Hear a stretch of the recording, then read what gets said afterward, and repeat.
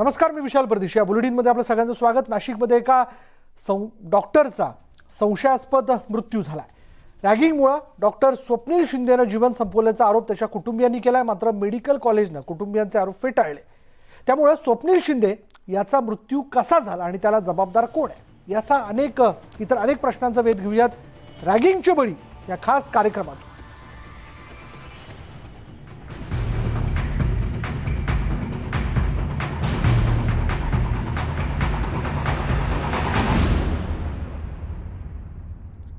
नाशिकमधून धक्कादायक बातमी अशी आहे की नाशिकमध्ये एका शिकाऊ डॉक्टरचा संशयास्पद मृत्यू झाला. नाशिकच्या मेडिकल कॉलेजमध्ये ही घटना घडली आहे. डॉक्टर स्वप्नील शिंदे असं या मृताचं नाव आहे. रॅगिंगला कंटाळून मुलानं आत्महत्या केल्याचा आरोप स्वप्नीलच्या कुटुंबियांनी केलाय.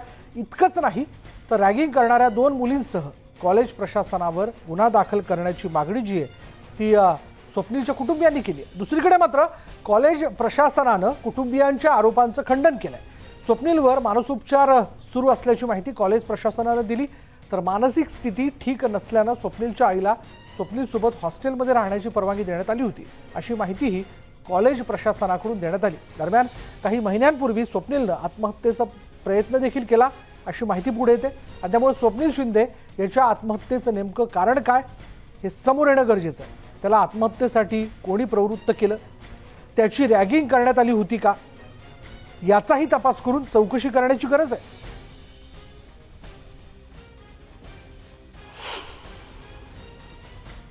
घातपाताचाच प्रकार आहे. त्याच्याशी घातपात झाला आहे. कारण सकाळी 7 वाजता जो मुलगा आईशी फ्रेश होऊन बोलून आईला हे करून जातोय तो स्वतः काही करू शकत नाही ना. तो कसा करू शकेल काही. रॅगिंगच्या म्हणजे त्याला वरिष्ठांचा त्रास होता. 2 मुलींचा त्याला सुरुवातीपासून त्या त्रास देत होत्या मैत्रिणी. त्या सारखे त्याला टॉर्चर करत होत्या. मानसिक त्याचं खच्चीकरण करत होत्या. ती त्याच्या वार्डला होती, ती सिनियर होती. तर तिनं त्याला अशाच प्रकारचा त्रास दिला होता. तर त्यावेळेस मग आम्हाला प्रशासनाने बोलून घेतलं होतं, हे केलं होतं. मग त्यांनी ॲक्शन त्यावर काही घेतली नाही. त्यांनी आम्हाला म्हणले आल्यानंतर जॉईन करता वेळेस हे करून घेतो आम्ही, हे करतो ते करतो. आम्हाला त्यावेळेस असं गोड गोल बोलून हे करून लावलं. 2 मुलींचा सारखा त्रास असायचा आणि तो त्या त्रासामुळे काही दिवस आत्ता मागे 2 महिने घरी पण बसला होता. पण परत नंतर आल्याच्या नंतर त्यांना इंटिमेशन देऊन त्यांना घरच्यांनी समजून सांगूनसुद्धा हा प्रकार कमी झाला नाही आणि त्यातून हा घातपात झाला आहे. सकाळी तो फ्रेश होऊन चांगला गेला. आईला बोलला की हे टेबल साफ कर रूममधला, मी तिथं गणपती बसवतो. किराणाची ऑर्डर दिली, किराणा येऊन जाईल. इथपर्यंत नॉर्मल विद्यार्थी, नॉर्मल डॉक्टर जातोय. त्याच्या पेशंटचा राऊंडसुद्धा घेतला त्याने. 7 वाजता तो तिथून गेला, पेशंटचा राऊंड पण घेतला आणि त्यात 7:30 वाजता त्याच्यासोबत हा प्रकार घडतोय. म्हणजे हा घातपातच आहे आणि त्याच्यावरती नक्कीच प्रशासनाने लवकरात लवकर कारवाई करावी, त्या मुलींना अटक करावी.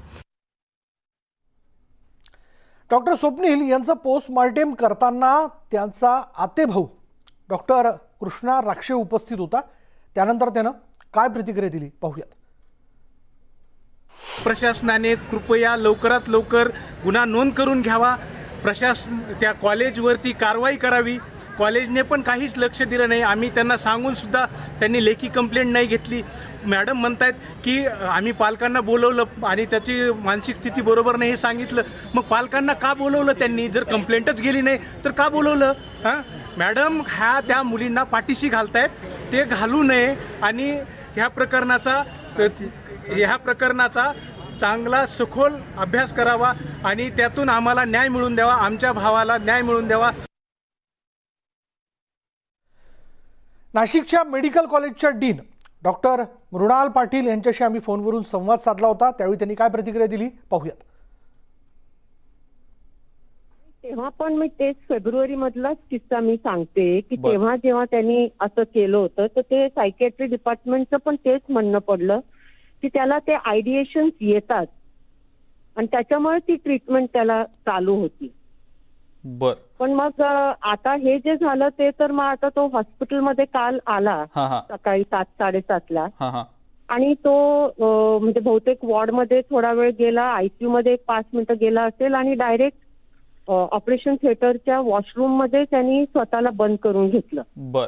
आणि तिथे आवाज काहीतरी जोराचा आला, त्याच्यामुळे वॉर्डबॉयना लक्षात आलं की टॉयलेटमध्ये कोणीतरी अटकलंय म्हणून. अच्छा. कारण एवढ्या सकाळी तिथे कोणी नसतंच, फक्त वॉर्डबॉय, ब्रदर वगैरे असे थोडेफार ओटीचे लोक आले होते. बर.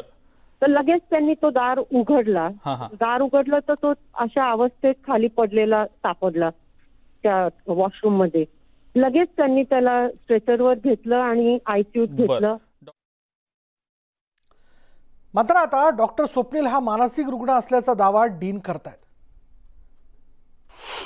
ह्याचं इव्हॅल्युएशन केलं होतं तर तेव्हासुद्धा एक सायकेट्री डिपार्टमेंटने रिपोर्ट दिला होता की त्याला एन्झायटी आणि डिप्रेशन ह्या दोन्ही आजाराचा त्रास असल्यामुळे त्याला ट्रीटमेंट घ्यावी लागेल.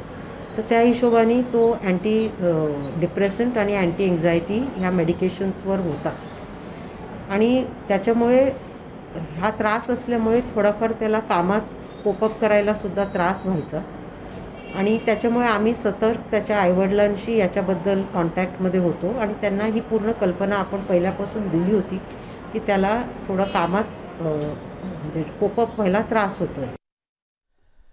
आता डीन यांनी जे मत व्यक्त केले त्यांच्या याच भूमिकेवर डॉक्टर स्वप्नीलच्या कुटुंबियांनी आक्षेप घेतलाय. या मुलींना वाचवण्याचा प्रयत्न मेडिकल कॉलेज प्रशासन करतंय असा थेट आरोप त्यांनी केलाय.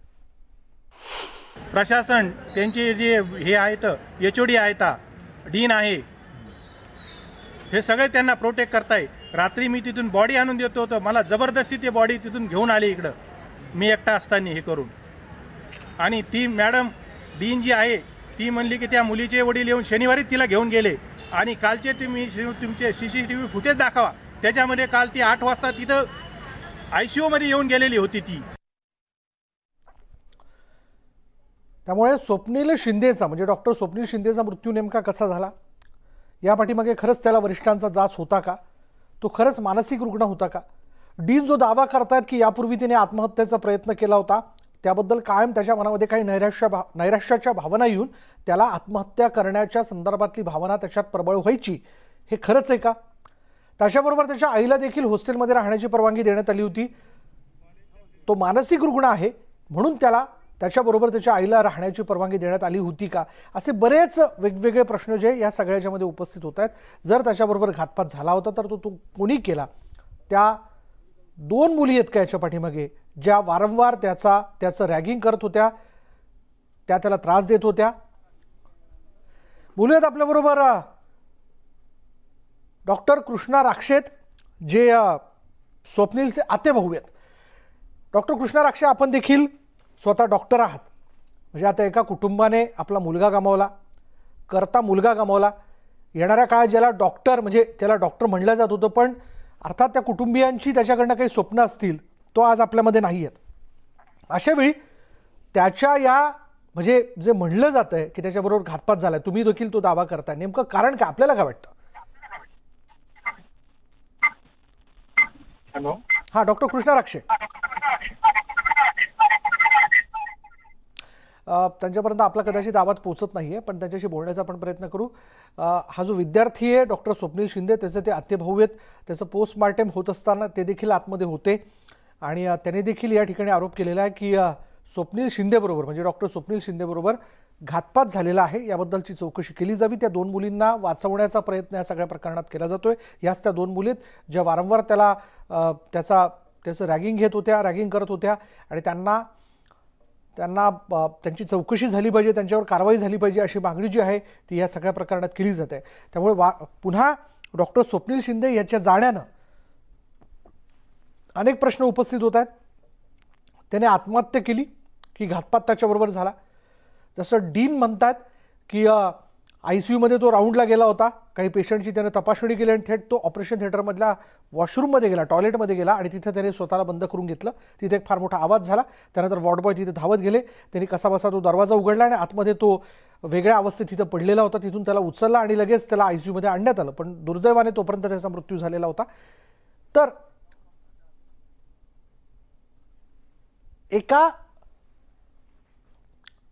शिकाऊ डॉक्टरच्या आत्महत्येवरनं आपण बघतोय की आता अनेक प्रश्न जे ते उपस्थित होताना दिसत आहेत.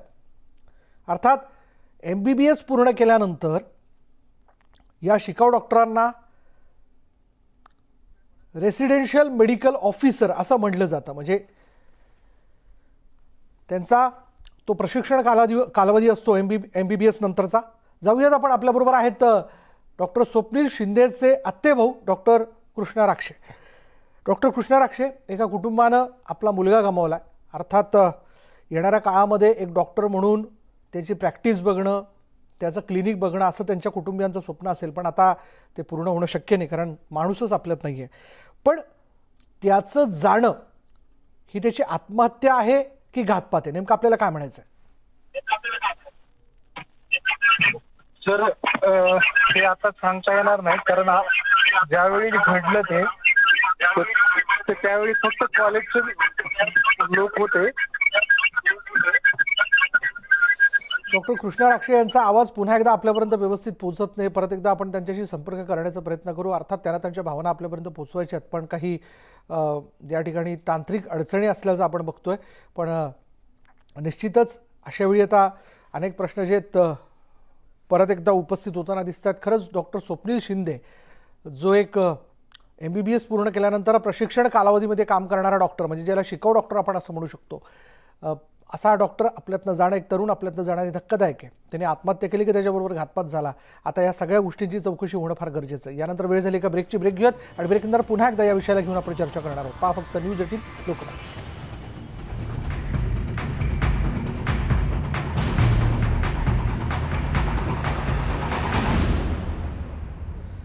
आपण नाशिकमधल्या एका शिकाऊ डॉक्टरने आत्महत्या केल्याबद्दलच्या सगळ्या प्रकरणाशी संबंधित काही मुद्द्यांना घेऊन चर्चा करतोय. म्हणजे हे गंभीर आहे की डॉक्टर स्वप्नील शिंदेने आत्महत्या केली की त्याच्याबरोबर घातपात झाला. म्हणजे घातपात झाल्याचा दावा जो आहे त्याच्या कुटुंबियांकडनं केला जातोय, काही वरिष्ठांकडनं त्याचा मानसिक छळ केला जात होता किंवा त्याचं रॅगिंग कायम होत होतं. त्यामध्ये त्या 2 मुली आहेत, डॉक्टर मुली, ज्या त्याच्या वरिष्ठ आहेत असं सांगितलं जात आहे. असे बरेच प्रश्न आहेत. अधिक बोलूयात आमचे प्रतिनिधी प्रशांत बाग आपल्याबरोबर आहेत. प्रशांत, एका कुटुंबाने मुलगा गमावला, करता डॉक्टर गमावला, याचं दुःख फार मोठं आहे. पण नेमकं जे दावे केले जात आहेत, जे प्रश्न समोर येताना दिसत आहेत, त्यातलं नेमकं तथ्य काय? विशाल, आज ज्या अनेक गोष्टी या प्रकरणामध्ये प्रामुख्यानं समोर येत आहेत, ते खरोखर इंटरेस्टिंग आपल्याला म्हणावं लागतील. म्हणजे आता जरी पोस्ट ग्रॅज्युएशन म्हणजे MD शिक्षण घेण्यासाठी, MD गायनात करण्यासाठी जरी डॉक्टर स्वप्नीलनं इथे ऍडमिशन घेतली असेल, तरीही कराडच्या कृष्णा मेडिकल कॉलेजमधनं त्याने MBBS केलं होतं. आणि तेही सरकारी कोट्यातनं, म्हणजे मेरिटवर त्याची ऍडमिशन तिथेही झाली होती आणि इथेही झाली. आणि तो गोल्ड मेडलिस्ट डॉक्टर आहे. ही एक धक्कादायक माहिती सगळी समोर येते. अत्यंत हुशार विद्यार्थी म्हणून कराडला त्याचं नाव होतं, कृष्णा मेडिकल कॉलेजला. आणि याच त्याच्या हुशारीचा फायदा, त्याची ग्रहणशक्ती म्हणजे ग्रास्पिंग पॉवर खूप चांगली होती आणि याचा त्याला फायदा काही. प्रशांत, मी जरा तुला थांबवतो. याचं कारण असं की आपल्याबरोबर मानसोपचार तज्ज्ञ डॉक्टर राजेंद्र भरवे आहेत. डॉक्टर राजेंद्र भरवे, आपण स्वतः एक डॉक्टर आहात, म्हणजे मला असं वाटतं की तुम्ही ही केस या अर्थाने समजून घेऊ शकता की कॉलेजमध्ये शिकणं, त्यानंतर तिथून पासआउट होणं, पुन्हा पुढल्या MDच्या कोर्ससाठी ॲडमिशन घेणं, या सगळ्या प्रक्रियेमध्ये काही वरिष्ठ असतात, काही गोष्टी घडत असतात. डॉक्टर स्वप्नील शिंदेने आत्महत्या केली असं कॉलेजच्या वतीने सांगितलं जातं आहे, पण त्याच्या कुटुंबियांचं म्हणणं की त्याच्याबरोबर घातपात झाला. त्यांनी यापूर्वी देखील आत्महत्येचा प्रयत्न केला होता असं डीन म्हणतात. या सगळ्या केसकडे आपण कसं बघता? माझ्या मते आता त्या व्यक्तीची प्रत्यक्षात मला माहिती काही नाहीये, पण एक लक्षात आपण घेतलं पाहिजे की अत्यंत केसफुल गोष्ट आहे. तर विषय खूप असतात, व्यक्तिगत आयुष्याला जवळजवळ काही वेळ मिळत नाही आणि जे हुशार विद्यार्थी असतात त्यांच्यावरती पुष्कळ दडपण असतं परफॉर्मन्सचं आणि सातत्याने आपला परफॉर्मन्स टिकवण्याचं. त्यामुळे डॉक्टरांच्या स्ट्रेसला काहीतरी समाज मान्यता मिळाली पाहिजे आणि त्याच्याकरता त्या विद्यार्थ्यांचं, डॉक्टरांचं, रेसिडेंटचं चांगलं प्रशिक्षण होणं गरजेचं आहे. कोविडच्या काळामध्ये या गोष्टी विशेष आपल्याला जाणवत आहेत, कारण सातत्याने वेगवेगळ्या ड्युटी अवर्स आहेत, अजिबात विश्रांती नाहीये कोणत्याही डॉक्टर्सना. त्यामुळे या डॉक्टर राजेंद्र, मला आपल्याला असं विचारायचं होतं की असं होऊ शकतं की असं सांगितलं जातंय की आत्महत्येच्या काही वेळापूर्वी हा मुलगा जो आहे जो त्याच्या रूममधनं म्हणजे त्याच्या आईला त्याच्याबरोबर राहण्याची परवानगी देण्यात आली होती. रूममधनं बाहेर पडण्यापूर्वी त्यांनी त्याच्या आईला सांगितलं की हा टेबल जो आहे तू स्वच्छ करून ठेव, इथे आपण गणपती बसू. त्यानंतर तो बाहेर पडला, हॉस्पिटलमध्ये गेला, काही वॉर्डमध्ये पेशंटला भेटीगाठी त्याने दिल्या, त्याचा राऊंड झाला आणि त्यानंतर डीन जसं सांगतायत की तो ऑपरेशन थिएटरमधल्या वॉशरूममध्ये गेला आणि त्यांनी स्वतःला बंद करून घेतलं. म्हणजे माणूस नॉर्मल असणं आणि अचानक त्यांनी असं काहीतरी करणं, असं काही घडतं का हो? म्हणजे एवढ्या हालचाली होऊ शकतात? ही घटना फक्त अचानक असते.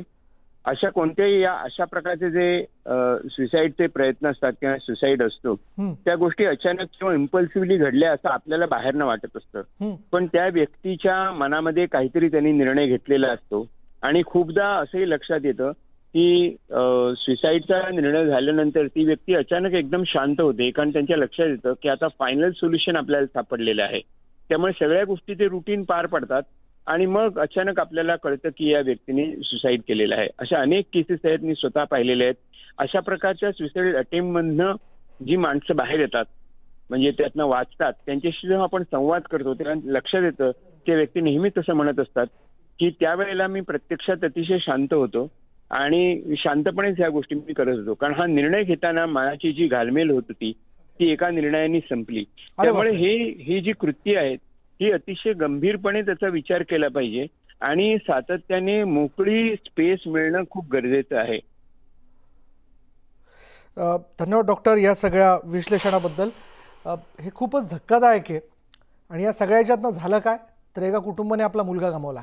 डॉक्टर स्वप्नील शिंदेने त्याच्या मनात जर या सगळ्या विषयाला घेऊन काही घालमेल होती किंवा त्याच्या मनात काही नैराश्य भावना होती तर त्यांनी कोणाशी तरी संवाद साधायला होता. जर कोणी वरिष्ठ त्याचा छळ करतायत, त्याचं रॅगिंग करतायत तर त्याबद्दल तो तक्रारी करू शकला असता कारण त्याबद्दलचा कायदा आहे. पण आत्महत्या या सगळ्याच्यात आत्महत्या करणं, स्वतःला संपवणं हा काही पर्याय असू शकत नाही. या सगळ्या ह्याच्यातनं पुन्हा एकदा स्वप्नीलने म्हणजे एकदा जन्मानंतर आणि आता दुसऱ्यांदा या आत्महत्येनंतर त्याच्या आईवडिलांशी नाळ तोडली आहे, जी तुटली आहे ती कायमची आहे. या वेदना फार असह्य आहेत. यानंतर इथंच थांबूयात. पहा फक्त न्यूज 18 लोकमत.